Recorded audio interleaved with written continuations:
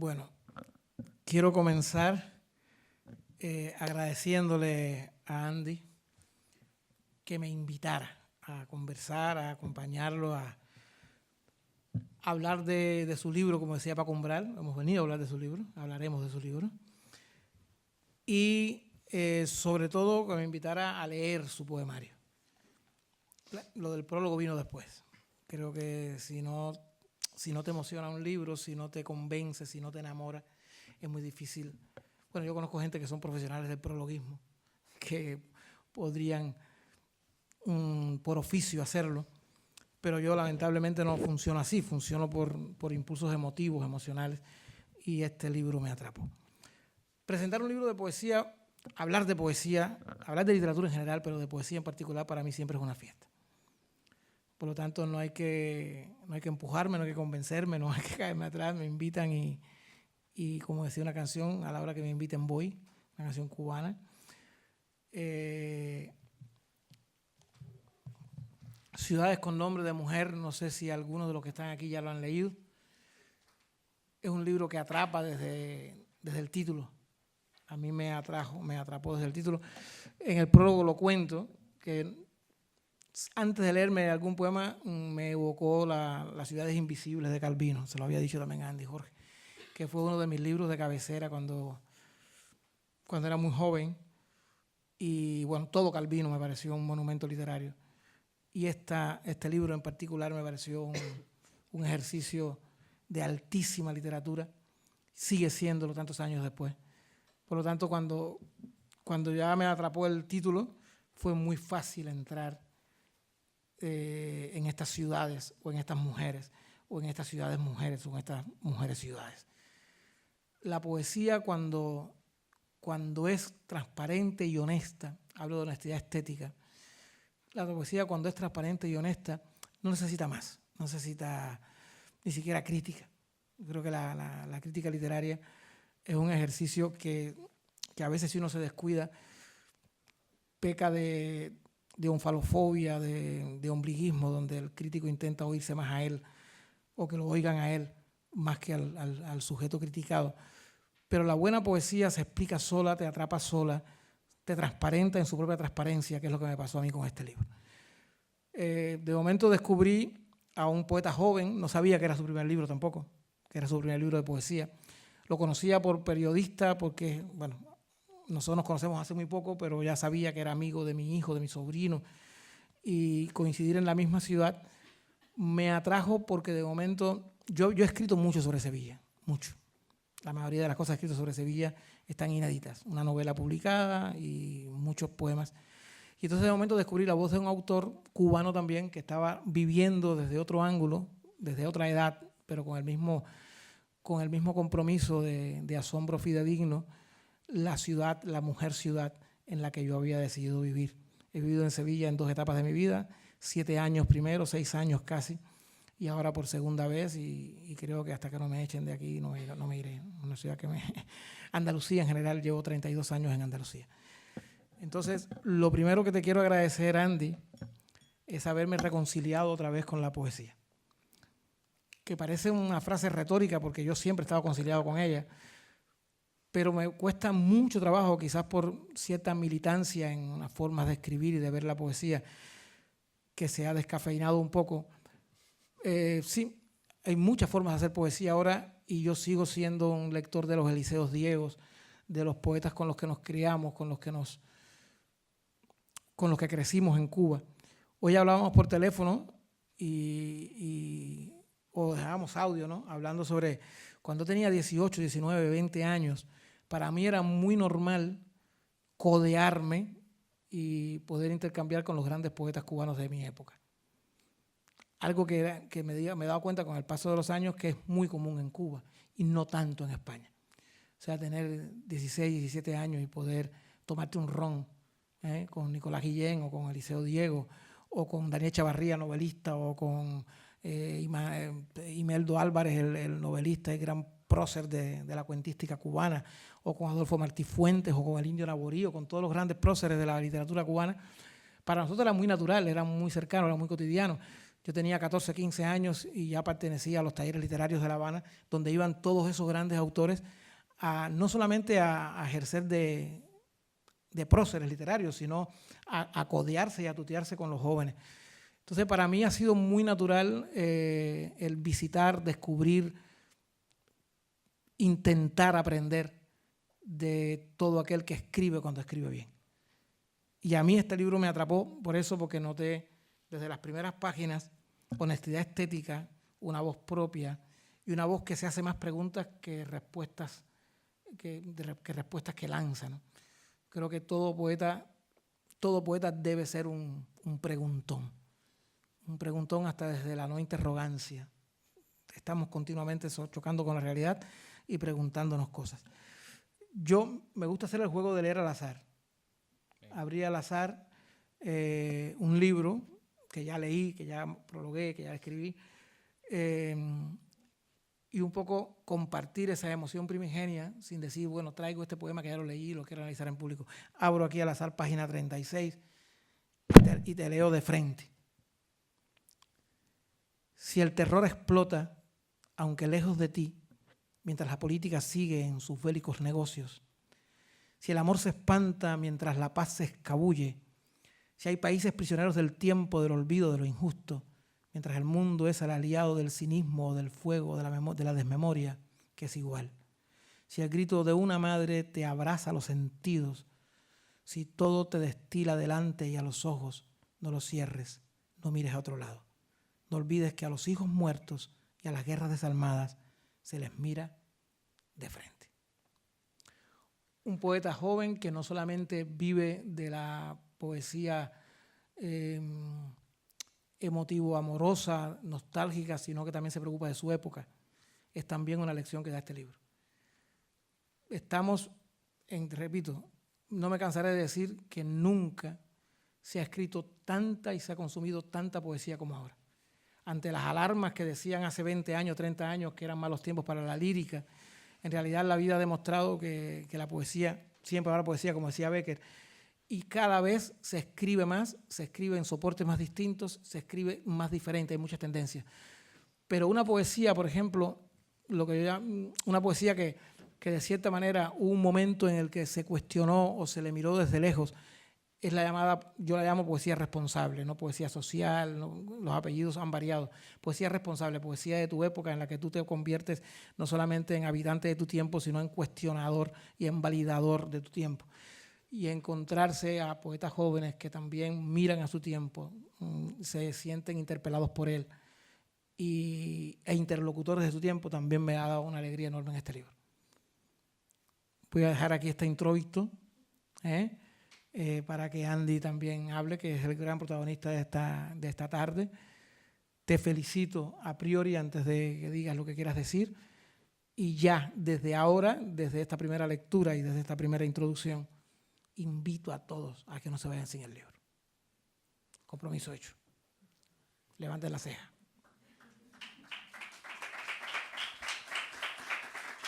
Bueno, buenas tardes a todos. A mí me cuesta mucho trabajo hablar después de que habla Lelsi, como verán, porque es complicado, ¿no?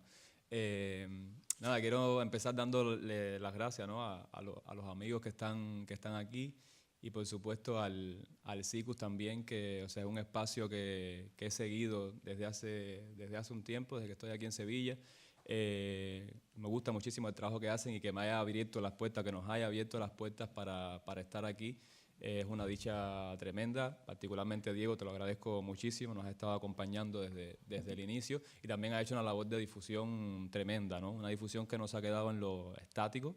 El otro día iba a gimnasio, porque aunque no parezca voy a gimnasio, iba a gimnasio y me encontré en la promoción del libro en Tuzán, ¿no? Entonces, por eso digo que no se queda en lo estático, incluso ha sido una difusión también móvil, ¿no?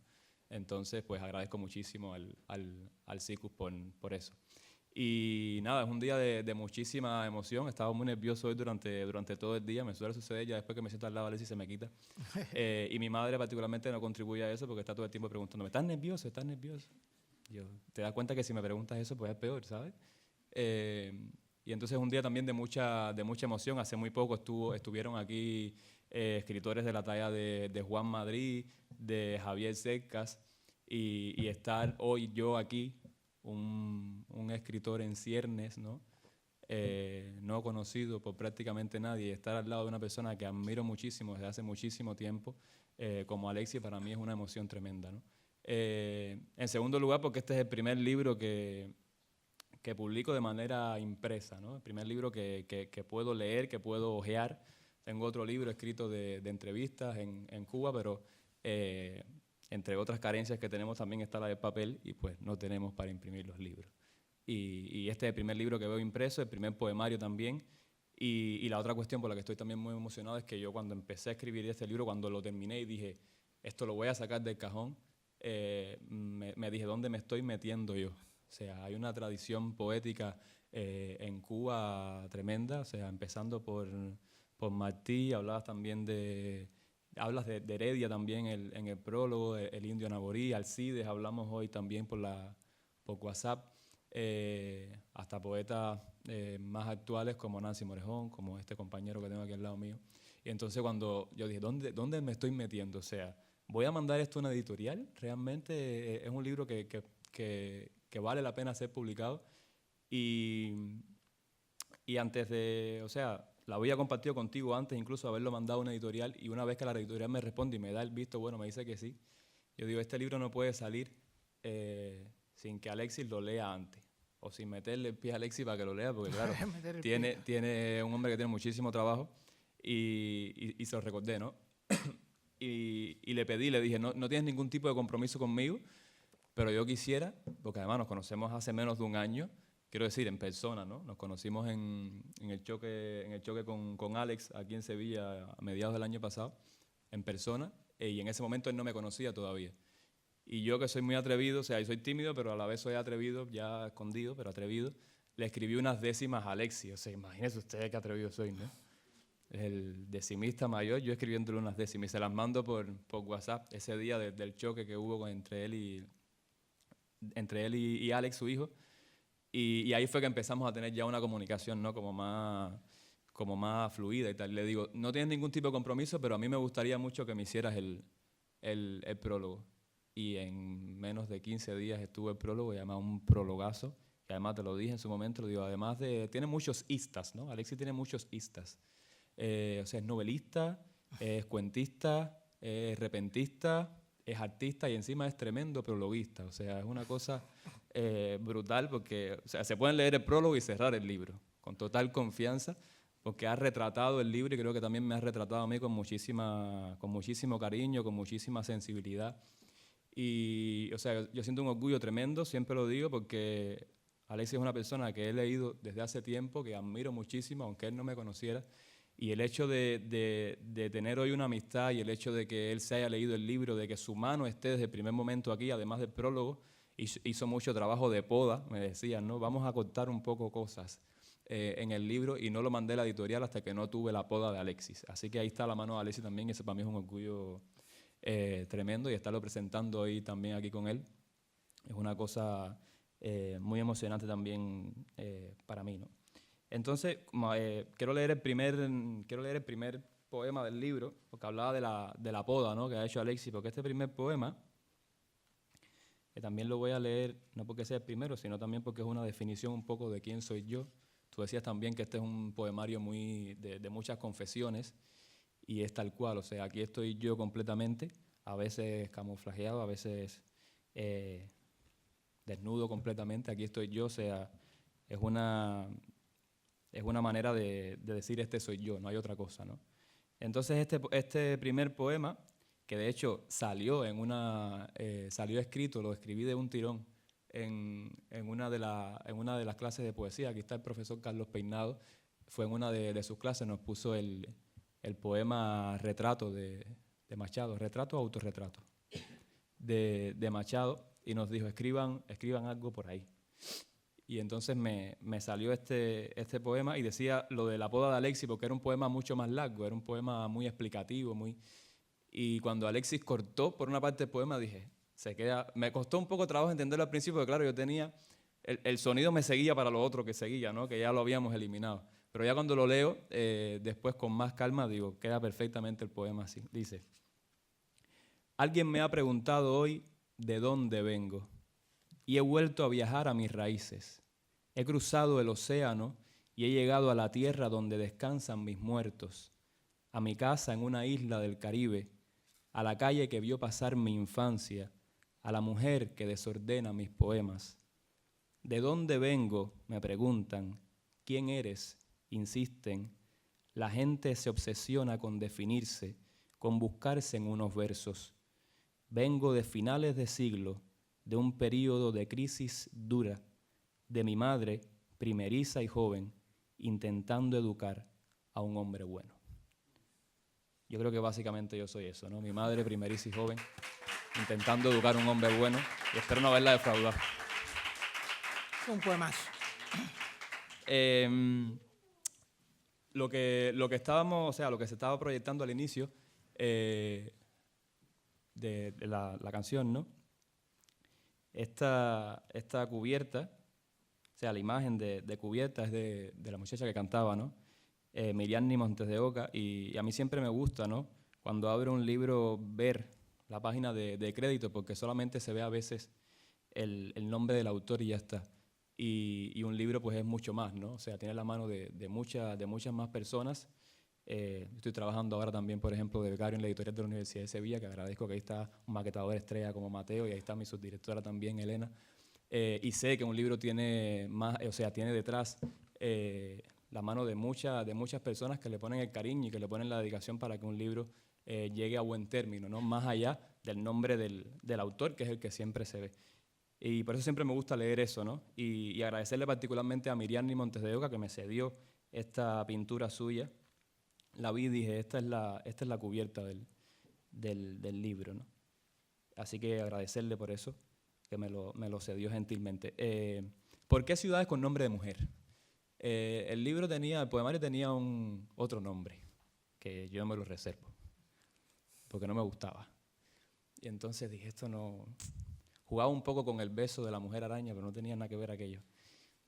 Y me pongo a pensar, digo, en este libro hay varias mujeres y hay varias ciudades, ¿no? Y las ciudades tienen nombre de mujer. O sea, no está Montevideo, no está Santiago, están ciudades como La Habana, están ciudades como Sevilla, están ciudades como Luanda, que es un tributo de alguna manera a mis abuelos que estuvieron luchando por la independencia de Angola. Y está Gaza, por ejemplo, ¿no? Que es tremendo lo que está pasando en Gaza hoy. Y eso me interpela también de alguna manera, ¿no? Entonces, de alguna manera, porque claro, cuando leerán dirán, Andy ha mentido, ¿no? Porque aquí no se ve mucho el nombre de Sevilla en el poemario. Y debo decir que, o sea, está de manera explícita en algunos poemas, pero está también de manera implícita. Déjenme guiarme por aquí por el chivo que he traído, porque Alex improvisa, pero yo tengo que anotarme bien las cosas. Hay un poema que quiero leer, ay, que me pierda.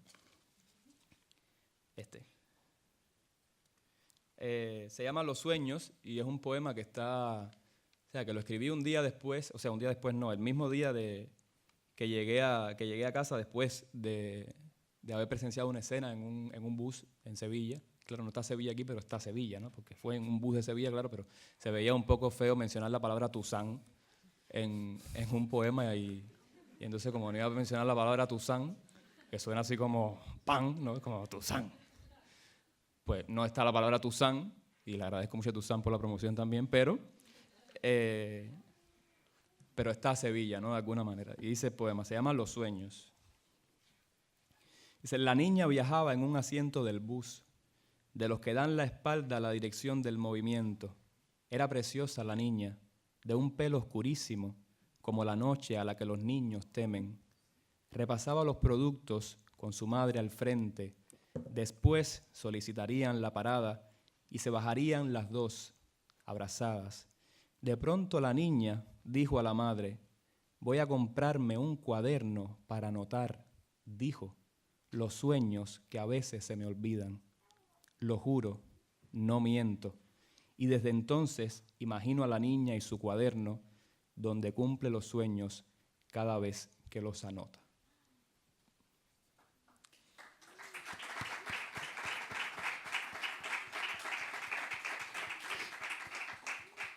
Luego está este otro, porque claro, es un poemario fundamentalmente en verso libre, pero tiene también algunas décimas, ¿no? Claro, no improvisadas, escritas. Improvisar está Alexis. Y este poemario, este poema del poemario, también tiene a La Habana de manera explícita, pero tiene también a Sevilla de manera implícita, porque yo vivo frente a una escuela primaria. A las 11 de la mañana los muchachos se ponen, los niños, a gritar, y es terrible aquello. Y la escuela tiene un mural que tiene varias frases, ¿no? Pero tiene una frase tiene un fragmento de un poema de Lorca, aquí lo he traído para que no se me olvide, que dice, lo que está escrito en el mural dice: el sueño va sobre el tiempo flotando como un velero, nadie puede abrir semillas en el corazón del sueño, ¿no? Un poema más largo, ¿no? Pero esa es la frase que está en el mural. Y estaba lloviendo en Sevilla, la ciudad donde casi nunca llueve, como Almería.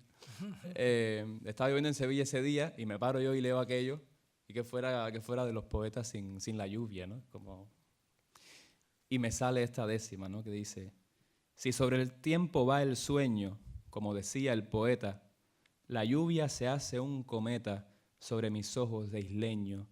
Quizás por eso me empeño, cuando la lluvia se engrana, como una canción de nana afinada en la llovizna, en que me lleve la brisna con su olor hasta La Habana. Tanto de nostalgia.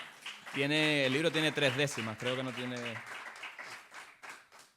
no tiene más, pero bueno, esta es una de las décimas. Hay otra por ahí que se llama Otoño, que está escrita ahí debajo del puente de La Barqueta.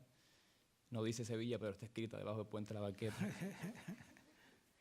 Y pues bueno, luego hay otras ciudades como Luanda, ¿no? Yo hablaba de mis abuelos.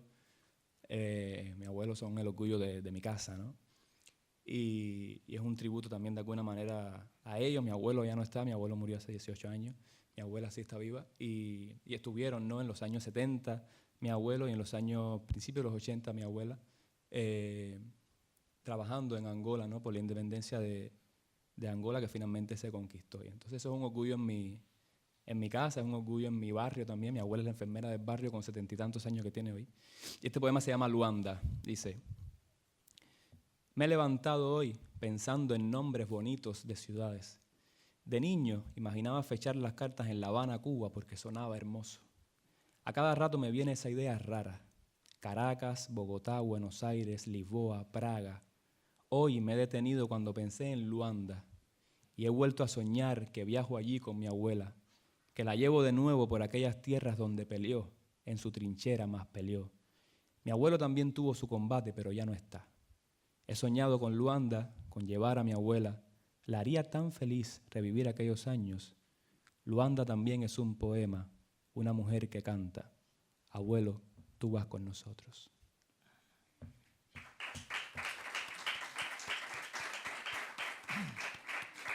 Y luego, yo un poco para justificar el nombre, ¿no? Estoy leyendo poemas para justificar el nombre. Y me alegra mucho que hayas empezado con De Frente, porque no era un poema que tenía pensado leer, pero sí tenía pensado leer este que se llama Franja. Y me parece que, o sea, independientemente de cualquier cuestión política, no estamos hablando de eso, lo que está sucediendo hoy en la Franja de Gaza es terrible.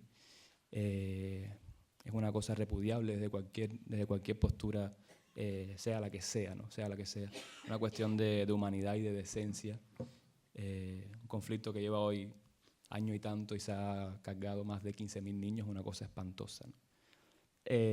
Y este poema nació sin habérselo propuesto, ¿no? También en un ejercicio del profesor Carlos Peinado, por eso le decía que hay varios poemas aquí, y él me decía a ver si los encuentro, y que también está él aquí, ¿no? De alguna manera, ¿no?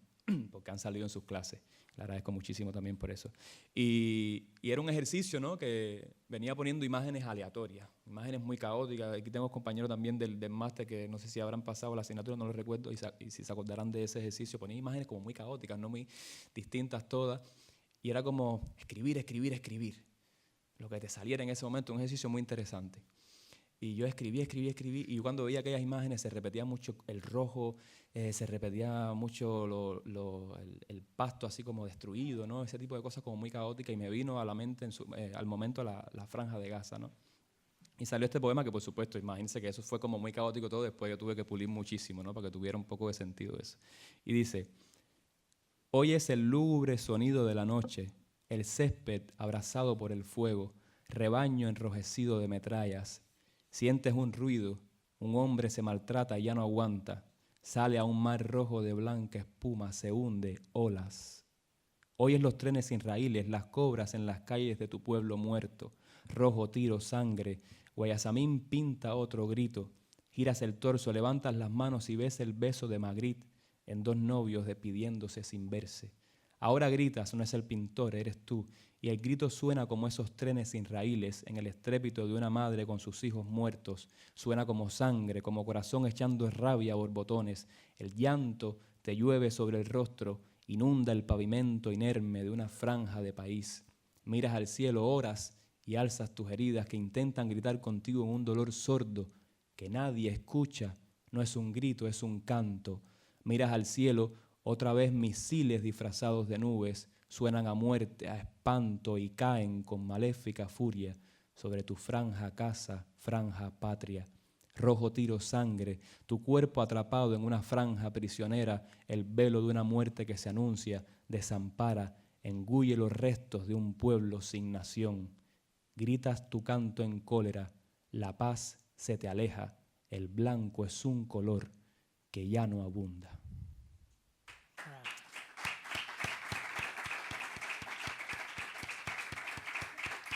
Bueno, creo que no voy a leer más poemas porque yo le estuve preguntando hoy por la mañana a ChatGPT y me dijo entre 4 y 6 poemas. Entonces, como ChatGPT me dijo que entre 4 y 6 poemas, hay que hacerle caso a veces.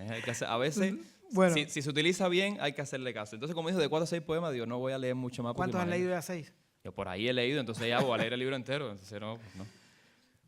Bueno, decía al principio que este libro hace que uno se reconcilie con la poesía, pero también me han venido cosas a la memoria. Oyéndote leer, me doy cuenta de que todos alguna vez tuvimos un primer libro. Y esa sensación del primer libro no se quita nunca. Ha pasado mucho desde que yo publiqué mi primer libro en Cuba, que fue de narrativa, no de poesía. O sea, en Cuba nadie sabía ni que yo era poeta, yo era narrador. Yo había ganado posiblemente los premios más importantes de esa época, el Hemingway, el 26 de julio, algún otro más, el Wichi Noguera. Y el primer libro de poesía que publiqué en España fue ya mucho más tarde, en el año 95. Pero el primer libro que me vinculó a mí a Sevilla, mi primer encuentro con Sevilla fue a través de la poesía y a través del premio Surcos, que convocaba en Coria del Río el grupo Surcos de poesía, y que es un libro que se llamaba En Almería casi nunca llueve. Y en este libro hay mucha lluvia. Fue el primer libro tuyo que me leí. ¿Ah, sí? Sí. Ah, no lo sabía. Sí. Pero en este libro hay mucha lluvia. Hay varios poemas en los que evocas a la lluvia y de esta manera triangula un poco esta relación que ha sido a través de la poesía, a través de la literatura, y luego llegamos a esta amistad sólida, ¿no? De cómplices poéticos que se mandan inéditos. Yo creo que esa es la mayor relación que existe entre los poetas, es cuando eres capaz de mandarle un inédito. Es un asalto a verso armado. Y yo he tenido la suerte, se lo decía hoy a Andy, yo he tenido la suerte de crecer en un país en el que eso es muy normal. En el que es muy normal el que, me acuerdo de, no sé, Waldo Leiva, por ejemplo, un poeta octogenario ya, cuando era un hombre en la cincuentena, yo era un adolescente, y me asaltaba en el medio de La Habana, me decía, oye, este soneto. Y de momento te soltaba un soneto. Eso se echa mucho de menos muchas veces en estos lares. Por lo tanto, yo te vuelvo a agradecer la complicidad que se ha generado a raíz de tu libro. Tu libro es un libro vital, es un libro lleno de grandes versos y formado por grandes bloques de versos. Yo no sé si a todos les pasa que yo no solamente leo poemas, muchas veces voy saltando de verso en verso y hago una recopilación de versos sueltos, bueno, el típico subrayado de todos los libros, ¿no? Algún día publicaré un libro donde esté solamente todos los versos que he subrayado de todos los libros que he leído a lo largo de mi vida. Será como una especie de antología del subrayamiento. Voy a leer yo el séptimo, entonces, diga lo que diga ChatGPT. El farol y tú. No sé qué relación tiene con este poema, pero nunca andes con un farol destartalado por la calle, no lo recojas de una esquina abandonado. La gente no lo entendería. Habrá quien te pregunte sonriente e incrédulo, y eso enciende. Mirarán como si fueras algo extraño, tú y el farol todos juntos, como si el farol y tú todos juntos no fueran luz para esta ciudad de olvidos. Cuando lo lees Alexis suena mejor incluso, ¿no? Es que me pasó con tu libro que de momento había fogonazos que me recordaban poemas míos de libros inéditos que tú no habías leído. Y hay un poema que no habla del farol, habla de la farola. Y a mí me lo recordó ese poema, ahora que lo leí. A ver si lo encuentro aquí. Mi teléfono está lleno de poemas nonatos. A ver si lo encuentro aquí porque esto no está planificado. Hay que tener farolas propias que administren la luz mirando hacia abajo, que sean tímidas y respetuosas con los demás, con las luciérnagas, por poner un ejemplo, con los ojitos de la mujer que amo. Hay que tener farolas que hablen con los faroles de tú a tú. Y hay que ponerle una orden de alejamiento al sol. Entonces, de momento, dialogar con la farola. Y había... Ese fue el primero que encontré, pero había otro que era el que me recordaba. Dice: he encontrado en una esquina una farola rota tirada en el suelo. He pensado de pronto que antes no estaba ahí, que la han dejado para que entienda algo. Una farola, una fuente de luz acostada en la tierra. Me quedo junto a ella, intento levantarla, pero cuánto pesa la luz cuando se vuelve sombra. El poema de Andy, no sé si hago spoiler, el poema de Andy creo que evoca un momento en el que un farol en Cuba tenía otras connotaciones históricas, y creo que había algún verso que daba demasiada luz sobre ese momento histórico. Yo dije, déjalo en la zona de misterio para que eche más luz. Era el final. Sí, no, la poda ha sido bien recibida porque de verdad que le ha dado un acabado al libro evidentemente muchísimo mejor. Y Alexis, estaba comentando que una de las dichas que yo siento que es tremenda, ¿no? Es que además de la amistad nos intercambiamos poemas, ¿no? Alexis me manda poemas inéditos y es como, ¿qué hace Alexis Díaz Pimienta mandándome poemas inéditos a mí? O sea, a ti solo no, a Juan Sánchez Lafuente también lo martillo. Sí, pero claro, es como,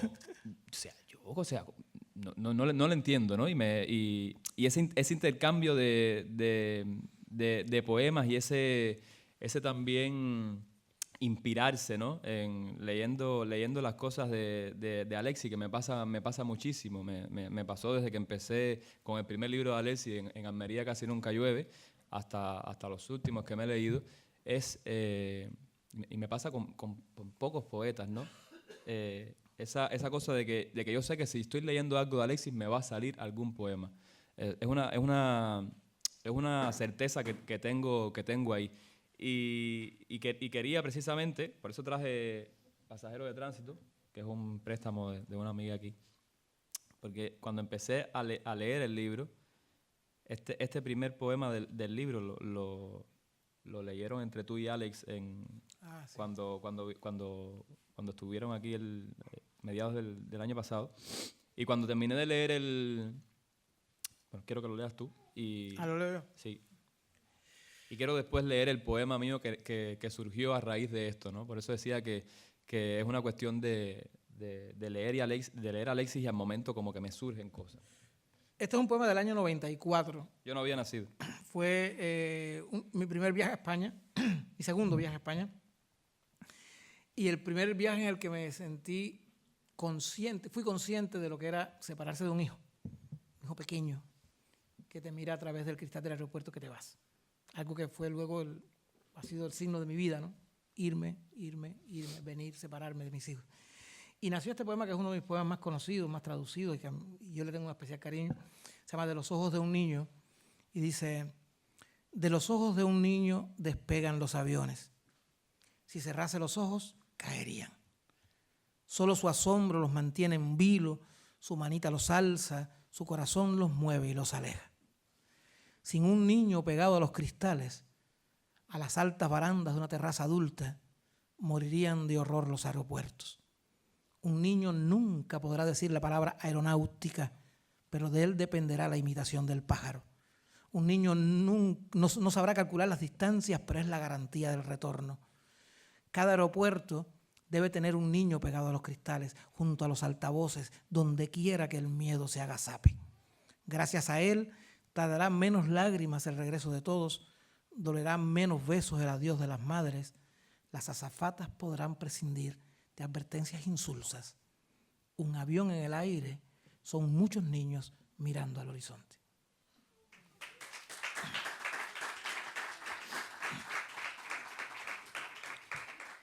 Ese poema me recordó la última despedida, ¿no? Los cubanos que estamos aquí pues sabremos, ¿no?, lo que implican las despedidas constantes de la familia, el ir y venir. Y me recordó la última despedida en el aeropuerto. Yo la primera vez que salí de Cuba, mi hermano tenía unos 6 años, un hermano va a cumplir 9 años, tenía unos 6 años y claro, fue una despedida normal, ¿no?, dentro de lo que se dice. El niño pues normal, imagínate, no sabe, ¿no?, que el hermano se va a estudiar y tal, no sabe cuándo va a volver. Y esta última despedida, que fue el año pasado cuando fui a Cuba, fue para mí muy, muy, muy dolorosa. Siempre he estado muy apegado al niño, ¿no?, a mi hermano. Y fue una cosa pero un dolor así como lento, ¿no? Porque yo me despido de él y cuando lo miro, lo abrazo y tal, yo siempre como que lo tiro todo a broma, ¿no?, a bonche. Y cuando lo miro, el niño estaba en silencio llorando. O sea, porque por lo general piensas, y cuando piensas en los niños, ves a los niños llorando es como una perreta o algo así, ¿no?, una cosa así escandalosa. El niño estaba llorando en silencio. Y eso me partió en dos, ¿no? Y es una cosa que todavía, yo se lo comentaba a Leslie cuando le mandé, en ese intercambio de poemas le mandé le comentaba que eso, o sea, eso siguió dando, esa imagen siguió dándome vueltas unas semanas después de haber llegado a España, hasta que, bueno, pues el día a día pues te va metiendo en otras cosas, ¿no? Y leí ese poema y me recordó eso y escribí este. Se llama Cuando un niño llora. Ese no está en este libro, está en un libro que estoy escribiendo ahora para este FM. Dice, cuando un niño llora.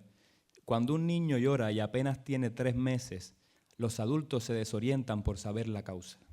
Son tan terriblemente adultos que han olvidado el lenguaje de los niños pequeños. Cuando un niño llora con 3 o 4 años, frente a la vidriera de una juguetería, lloran con él los padres, los abuelos, los hermanos. Hay bolsillos en los que no cabe el llanto de un niño pequeño. Pero cuando un niño ya no tiene ni 3 meses, ni 3 o 4 años, sino 7 o casi 8, y llora detrás de un abrazo y frente a un aeropuerto, los aviones aterrizan pronto. En un aeropuerto un niño adulto llora en silencio, no se enteran ni pilotos ni azafatas. Hay un niño a un cristal pegado mientras los altavoces anuncian ciudades lejanas. Una madre lo sostiene. ¿Qué hace un adulto cuando un niño llora el último beso y se le amarra? Un niño llora en un aeropuerto y no sabe que en su llanto está la certeza del regreso. Cuando un niño y una madre lloran juntos, el mundo debería detenerse y una voz insondable debería prohibir, digo yo, que el próximo avión despegue.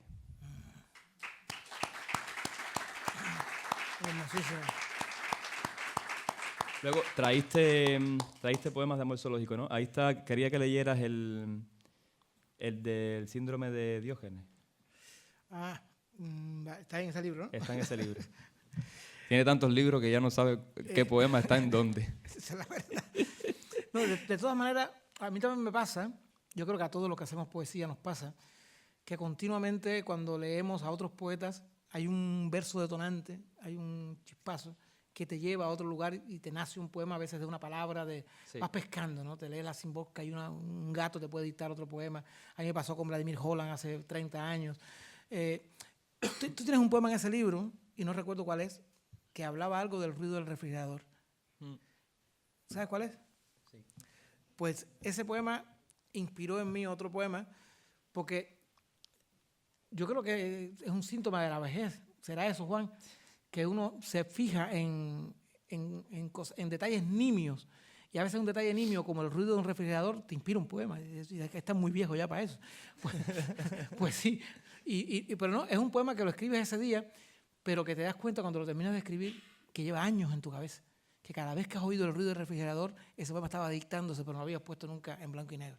Por tanto, un poema que nació ahora, pero que posiblemente llevaba 30 años dando vueltas cada vez que estaba de madrugada escribiendo y el refrigerador. Entonces, gracias a tu poema, recordé esos 30 o 40 refrigeradores que me mantenían insomne durante muchas madrugadas en Almería o en La Habana. Vamos a leer ese y después buscamos el de... Este fue uno de los primeros poemas que escribí, de hecho. Dice, se llama Página en Blanco. Afuera llueve y el viento hace como si chiflara. Es un grito oscuro. La colcha se duerme sobre cuerpos desnudos en una esquina del camastro. Amontonados andan los libros y el refrigerador truena a ratos. No deja de hacer ese ruido raro e intermitente. La noche es un fantasma que descifran los poetas, o acaso nos habita en soledad. Afuera llueve y el viento a alguien llama. La ciudad se empapa las arterias, pero lo más frío de la noche sigue siendo esta página en blanco. Bueno, como si habláramos de cine, me bastó ese fotograma del ruido del refrigerador para que bulleran en mi memoria todos los refrigeradores que me insomniaron durante tanto tiempo mientras escribía, ¿no? Y nació este poema dedicado a Andy que se llama El ruido del refrigerador. Dice, de madrugada los refrigeradores son ventrílocuos. Está muy mal mi refrigerador. Yo trasnocho. Entre el insomnio y la literatura, soy el único mueble de la casa que lo escucha hablar. Un soliloquio ronco, jerigonza metálica, mal hablado que es. Mi refrigerador regurgita sus miedos e inventa fechas de caducidad. Es un frío monólogo que solo ve el insomne. De vez en cuando para, toma aire, recarga y vuelve con sus ruidos esdrújulos, como la propia palabra frigorífico. A las 4 de la madrugada, todo en Sevilla duerme, menos los refrigeradores que hacen terapia solos, su yoga acústico. Y al día siguiente, como si nada hubiera sucedido, comparten la palabra desayuno con nosotros.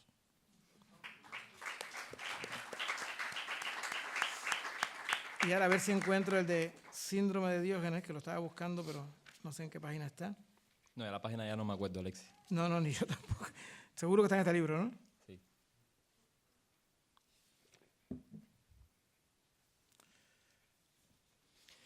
Este fue otro de los poemas también que leyéndolo, pues fue solamente eso, ¿no? El síndrome de Diógenes y era lo que Alexis decía, que a veces es un verso, una palabra, y te sale un poema que no tiene quizás nada que ver, pero que nace a partir de ahí, ¿no?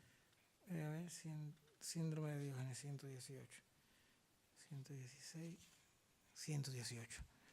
Síndrome de Diógenes. Dice, mi corazón sufre síndrome de Diógenes, guarda y guarda y guarda y guarda y ya no quepo yo. Ya suman más amores que días, más nombre que horas, más rostros que recuerdos. Mi corazón está muy grave, ingrésenlo. Juro que puedo estar unos días sin él hasta que recupere la normalidad. ¿Cuántos amores es lo normal que guarde un corazón a los 50? ¿Cuánto lo estándar? Seguramente el culpable fui yo. Debí oponerme cuando trajo el 25º amor a casa, cuando guardó sus restos y algunos accesorios. Un corazón, dicen los otros órganos, es mucho más débil que un cerebro o que el aparato genital. Un corazón, dicen los otros órganos, tiene sus cosas buenas, es muy expresivo, por ejemplo, o es rojo de verdad. Pero si pierde la razón, ay, pobre, ya no le caben más, ya no cabemos.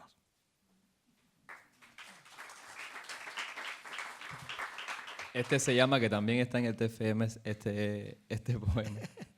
Se llama Mi madre también sufre síndrome de Diógenes. Y bueno, el primer, o sea, el exergo se le llama eso, ¿no? Lo que sale, pues es el inicio de este poema de Alexis. Dice, mi madre también sufre síndrome de Diógenes y es curioso. Es curioso porque antes, cuando yo era niño, era un deber guardar los juguetes en su sitio y poner el vaso boca abajo para que el agua escurriera. y peinar a la perra y despulgarla y hacer limpieza de papeles viejos y que la casa oliera domingos por la tarde. Ahora mantiene alguna rutina del pasado, es verdad, pero ahora lo acumula todo, guarda y guarda, no desecha nada. Porque si lo hace, si lleva al basurero los años, las fotos, los libros, las voces de estas paredes, si deja de guardarlo todo y lo desecha, entonces la casa nos quedaría demasiado grande.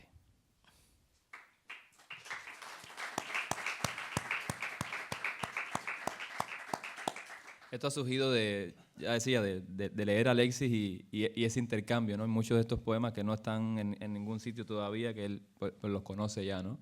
Y eso que decía, que es una dicha tremenda, ese intercambio que tenemos, ¿no? Con una persona que he admirado siempre, que admiro muchísimo. No sé si tú querías decir No me algo. ruborices, compadre. No, hoy le comentaba a Andy algo que quiero compartir también otra vez. Cuando creces en Cuba, en el ambiente literario de la isla, de La Habana al menos, no sé en provincia cómo será, tú eres matancero, ¿verdad? En Matanza también había una vida, siempre había una vida literaria muy fuerte. Sí, muy intensa. Pero en La Habana esto era muy normal el intercambiar. Yo siempre digo que existen dos tipos de escritores, no de poetas, de escritores en general. Los que ocultan hasta donde viven y los que están locos porque hay quien los lea y asaltan a mano a mano. Yo soy de los segundos. Yo he tenido la suerte de tener interlocutores que se dejan asaltar. No tengo vergüenza en ese sentido, ¿no? Me gusta compartir una novela cuando se está haciendo, por ejemplo.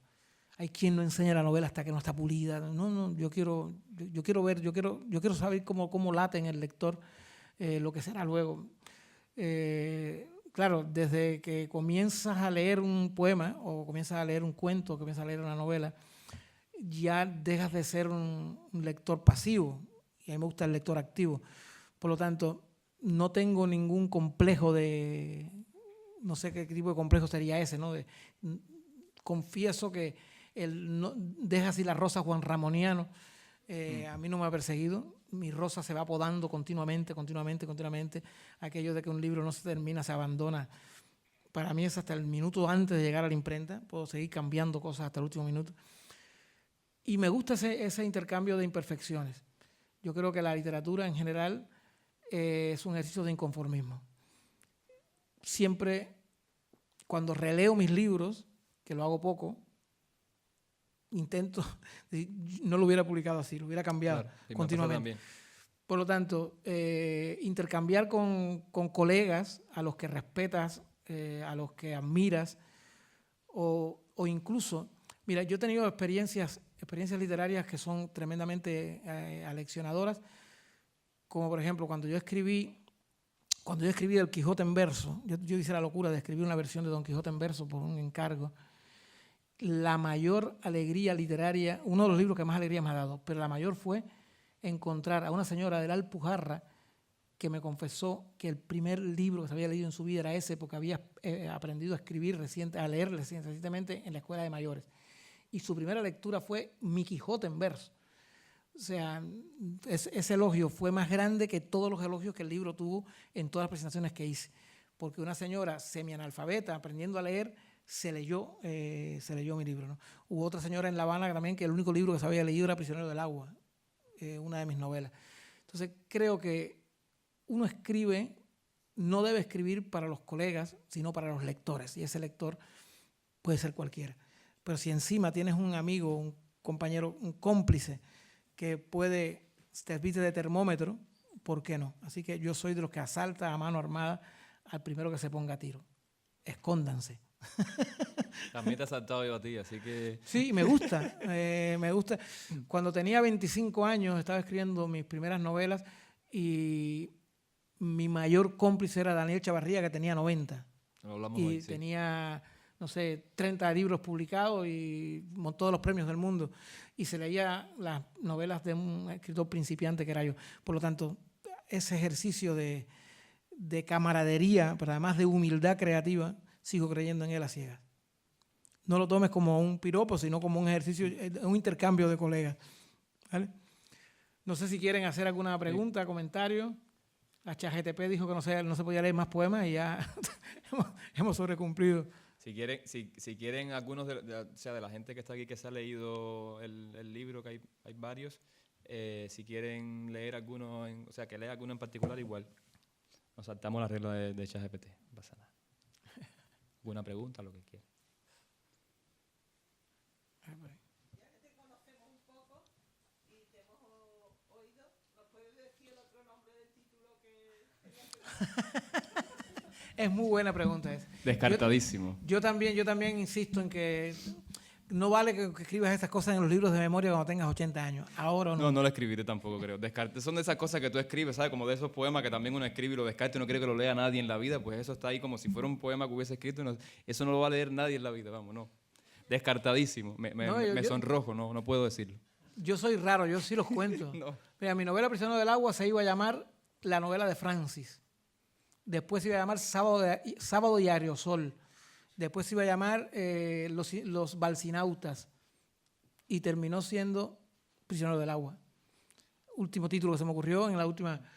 Mi novela Jano, que se publicó el año pasado en Sevilla, estuvo 28 años inédita, llamándose La hoja de la yagruma. Ahí están todas las entrevistas en las que yo hablaba de ella en la prensa cubana. Y cuando empecé a escribir la versión para cine, para serie, me di cuenta que el título La hoja de la yagruma no era un título demasiado atractivo para un audiovisual. Y me di cuenta que la gran metáfora que atravesaba toda la novela era la metáfora mitológica del Jano Bifronte. Y por lo tanto, para el proyecto audiovisual, la retitulé como Jano y me di cuenta que era mucho más fuerte como título para la novela que La hoja de la yagruma, que es un árbol cubano que siempre tenía que explicar qué cosa es la yagruma, por lo tanto tampoco era comercial. Mi novela Sangre, que fue la última novela que publiqué, mi novela sevillana, el título se lo cambió después de escribir el prólogo. El profesor José Manuel Camacho, de aquí de la Universidad de Sevilla, hizo el prólogo y me dijo, la novela se llamaba Las Marías o Ayúdame, como un juego a aquellos títulos decimonónicos en los que tenía un título y un subtítulo posible, ¿no? Y me dijo, no, esa novela se llama Sangre. Digo, te lo compré. Y le cambió el título a él. O sea, yo creo que tenemos mucho misticismo en torno a la literatura y a la forma de crear cuando debemos tratarlo como un ejercicio de naturalidad creativa. Somos y debemos ser absolutamente falibles. La falibilidad es uno de los grandes logros de la escritura y uno de los grandes mitos. Por ejemplo, yo creo que es un gran mito el temor al ojo en blanco. Yo creo que es un gran mito el sufrimiento creativo. Yo creo que el martirologio estético de que hablaba Flaubert era lógico en el siglo XIX o fue una coartada creativa maravillosa para los escritores románticos, pero no deja de ser también, heredamos nosotros esa actitud romántica ante la creación literaria y poética de la que milito en el despojamiento. La creación literaria no es más que un ejercicio más en el que todos debemos ser, cuanto más honestos con el mismo ejercicio, más obreros de la palabra seremos. Lo de obrero de la palabra parece también muy rebuscado, pero es así.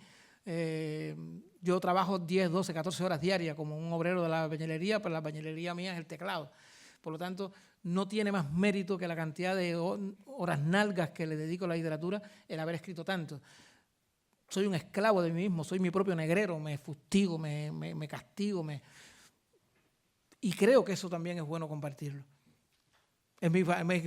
Me lo has desmontado. El poemario se titulaba, lo voy a decir porque es que vamos, imagínate, después de no pasa nada, yo lo comparto porque imagínate que estoy sudando y todo. Después de la disertación que ha hecho Alexis, que tengo que compartirlo, vamos.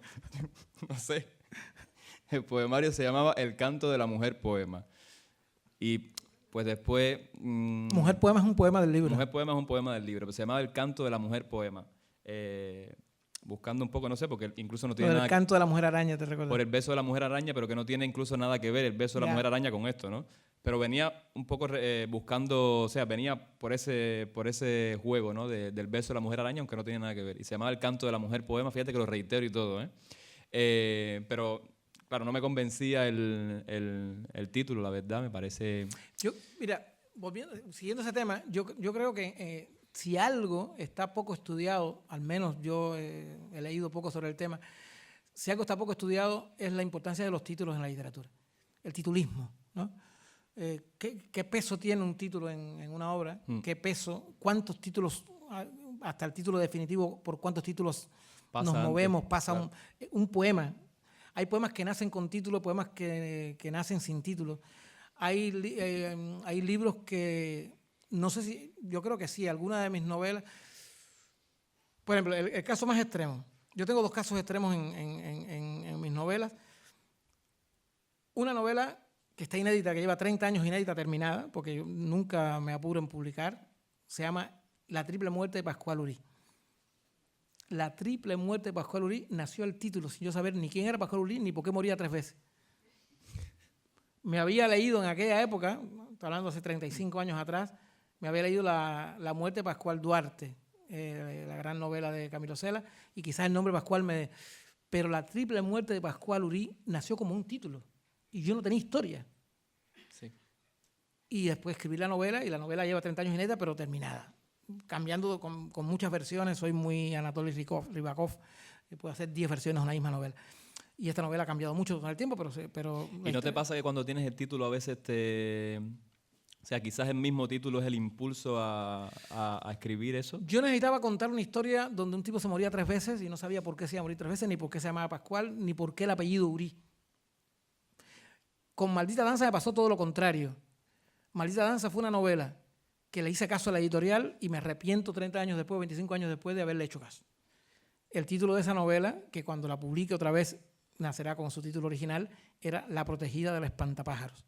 Y terminó siendo Maldita Danza por consejo de la editorial, que era un título más comercial, pero que a mí me satisfacía menos. Y creo que tiene mucho que ver con la historia. Y esa novela empezó siendo, me pasó todo lo contrario del título, ¿no? Empezó con una oración que estuvo casi 6 meses, una oración sola, rondando en mi cabeza. Luego una segunda oración que terminó siendo la última oración de la novela, y durante otros 6 meses tuve la oración primera y la oración final, y en el medio nada, ni historia ni nada. Empezaba diciendo: ser joven, ser mulata, ser cubana y vivir en España es un fastidio. Solamente tenía esa oración que me gustaba, tenía ritmo, pero no tenía ni... Era una mujer, sabía que iba a contar desde el travestismo literario, pero no tenía historia. Y luego la última oración: ser joven, ser mulata, ser cubana y volver a vivir en la ciudad de siempre es también un fastidio. Tenía el inicio y el final de la novela y no tenía nada más. Y nada, desarrollé la historia, me cambiaron el título, la novela se publicó con el título y 25 años después me arrepiento y la voy a volver a publicar con el título original. Pues digo, creo que la literatura hay que desmistificarla, es un ejercicio de poda, de revisión, no existe la escritura, existe la reescritura. Todo escritor es un reescritor continuo. O sea, dudo mucho. Bueno, dicen que Lope, Víctor Hugo, el mito de Víctor Hugo tirando los folios hacia atrás y de ahí iban a la imprenta. Creo que todos son mitología literaria de la que hemos vivido, en la que hemos crecido todos los que nos dedicamos a este oficio. Pero confío cada vez más en el Alejo Carpentier, que se levantaba a las 5 de la mañana y escribía hasta las 10 de la mañana, como si fuera en cierta zona de Vargas Llosa, militante del oficio. También confío en el impulso cortasariano, en el impulso del lenguaje que te impulsa y no puedes parar. Creo que hay muchas formas de afrontar la literatura. La poesía no escapa también de eso. Cada libro nace de una manera distinta.